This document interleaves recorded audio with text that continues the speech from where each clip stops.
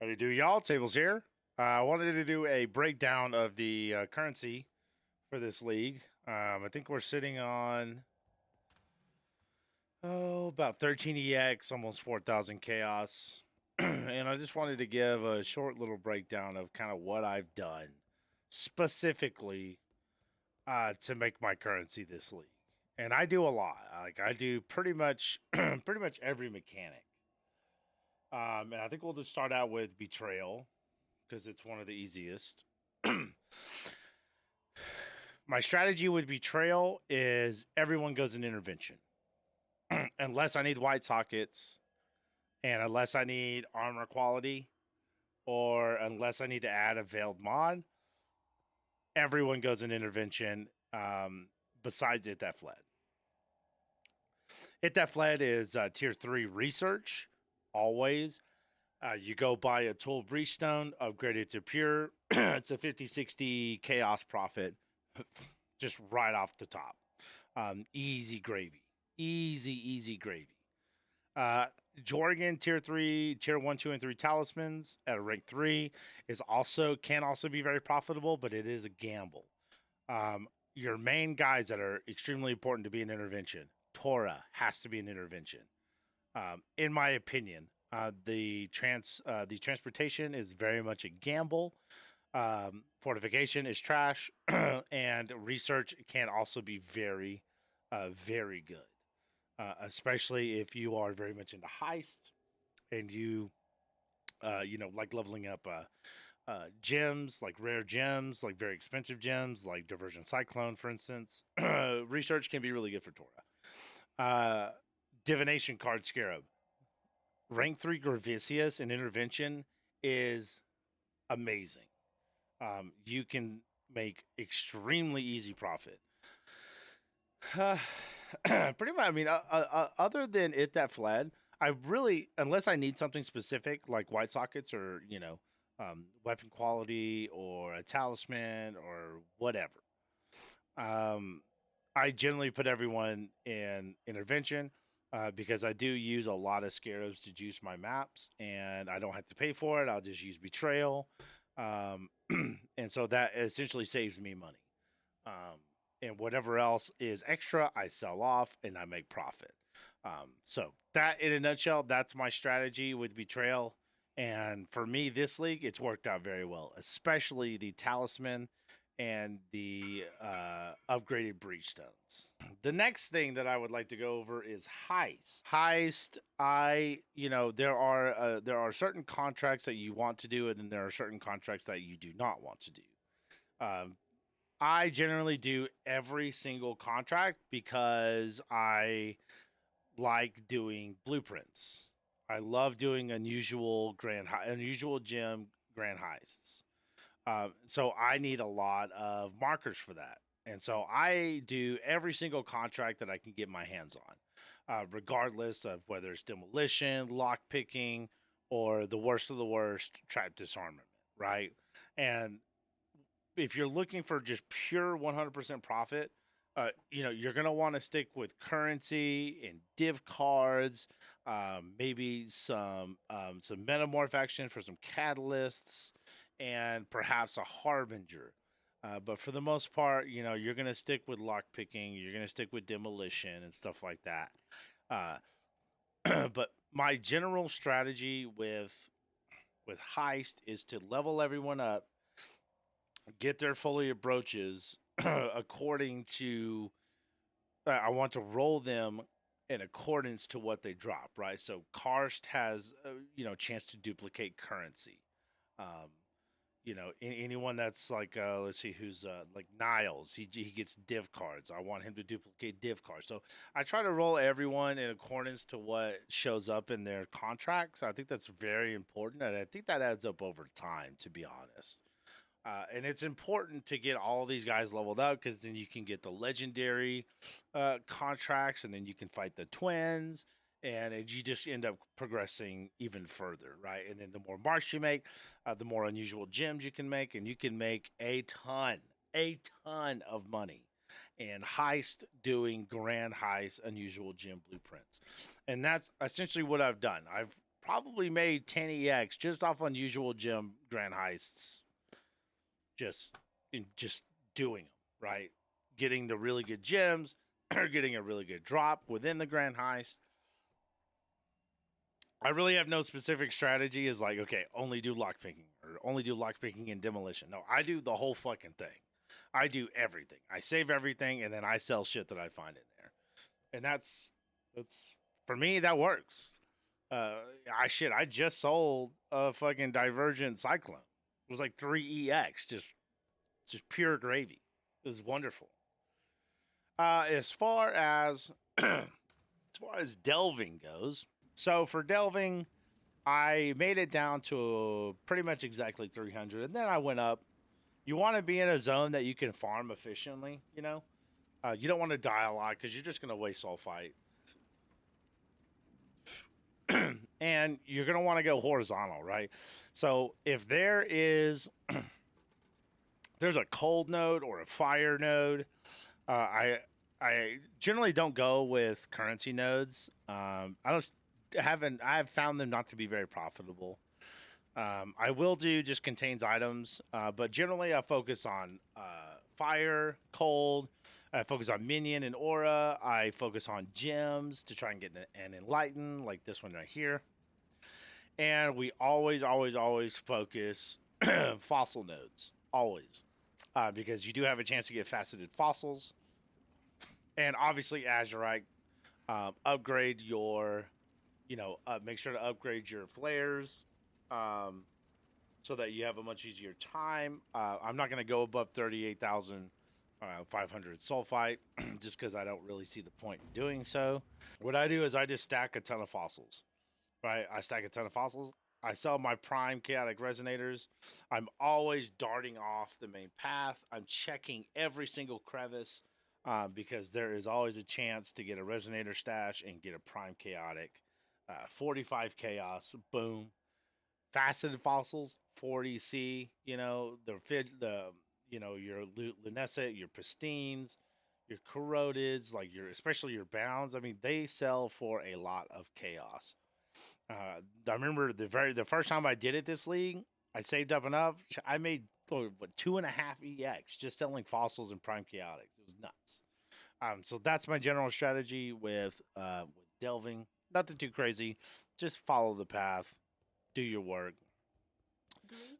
Now, as far as temples go, I follow 3 rules. 3 easy rules. Sacrificial chamber level 3, always. Doriani's Institute, level 3, always. Always. And the double, the actual corruption chamber, right? So if it's any of those 3, you've made some money. You've definitely made some profit. If you can get the Apex in there, even better, right?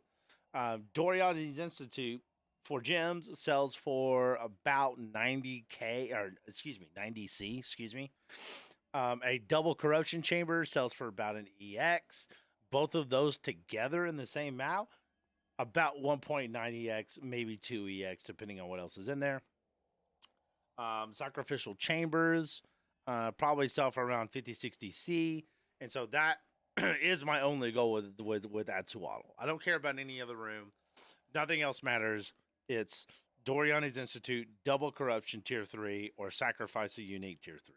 Those are the only ones that matter. Period. End of discussion.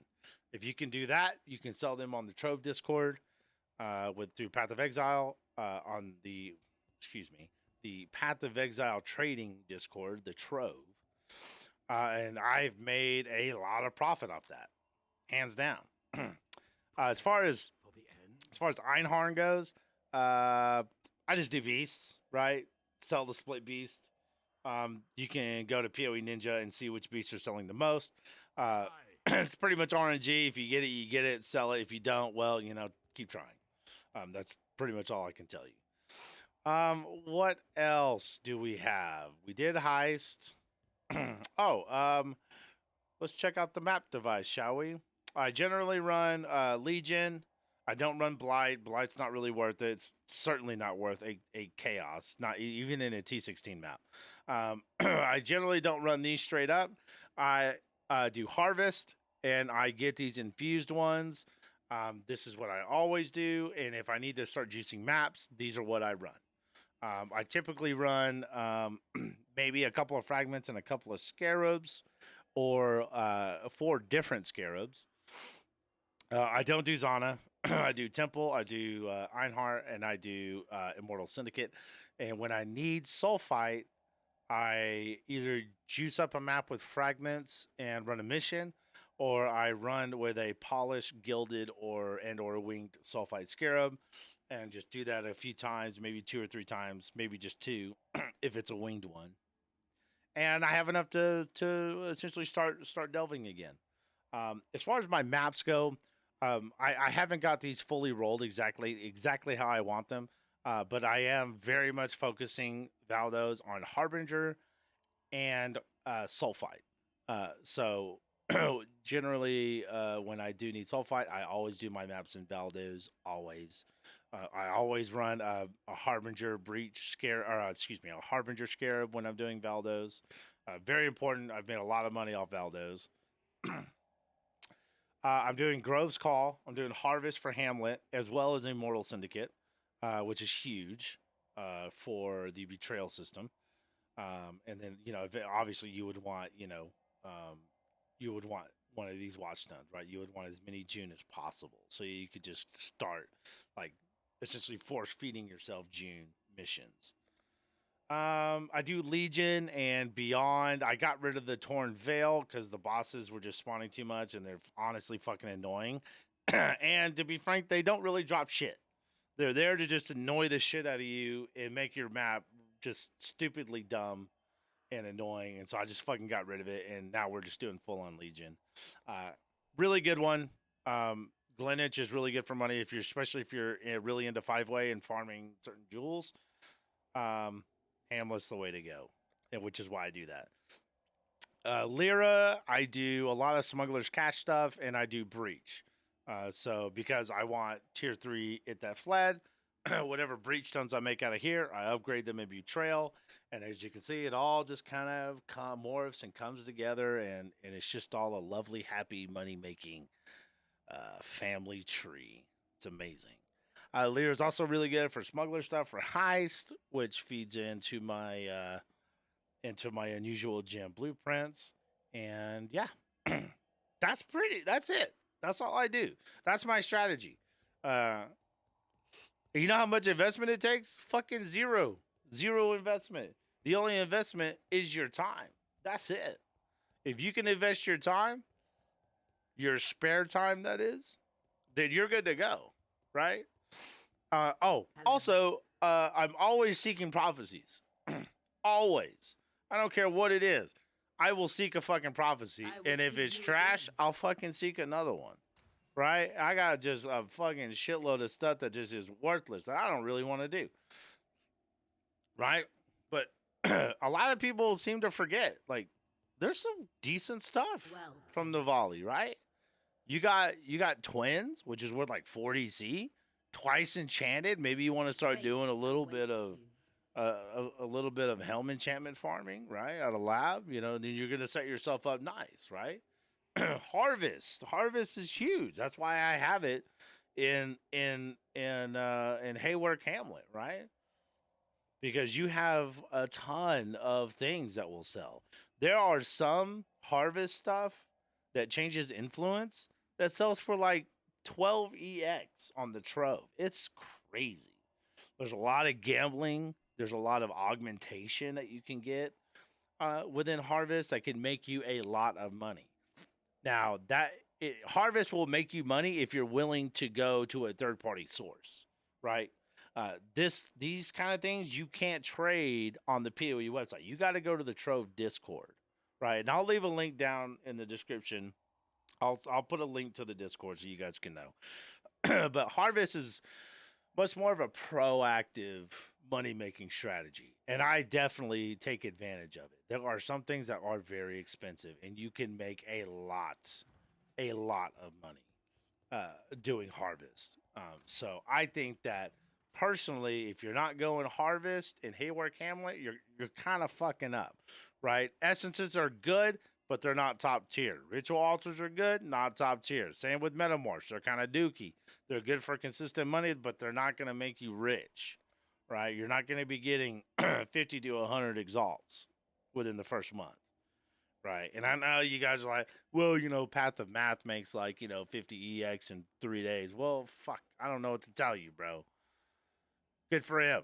I'm happy for him. I watch Path of Math. Literally every video, I watch Path of Math. Every time he uploads, I'm fucking there like, okay, what's this man got to say? I love that guy. This is my way of doing things. It's slower. I work a full-time job. I come home. I just want to chill. I don't want to sweat. I just sweat for 8 hours at the office. I don't want to fuck with that. So I come home, I chill, I make my money. It's real simple. It's easy peasy. Zero investment. You just gotta know what you're looking for, right? If you know what you're looking for, easy. The depths of a dream. Right? And then one day, maybe you get a 6-link prophecy or a 5-link prophecy. You just made like 12C. Easy. All you had to do is spend a silver coin. It's perfect. And then, obviously Cyrus, farm Cyrus if you want to. We're still trying to kill Cyrus. I'm such a terrible fucking player. Like I'm good up here, but like dexterity wise, I'm straight ass at this game. I'm telling you. So yeah, that's what I do to make currency. Just a short little video. Yeah, a short little 17-minute video, right? I hope you guys enjoyed. I hope you guys learned something. Results may vary. This is my way of doing things. You may agree, you may disagree. But maybe if you're watching, maybe you learned something new, or maybe you were just curious about how I do things. I'm pretty happy with my results. I think my whole stash is worth like 90 or 80, 90 exalts. Raw currency, 4,000 chaos almost. And I'm happy with what I've done this league.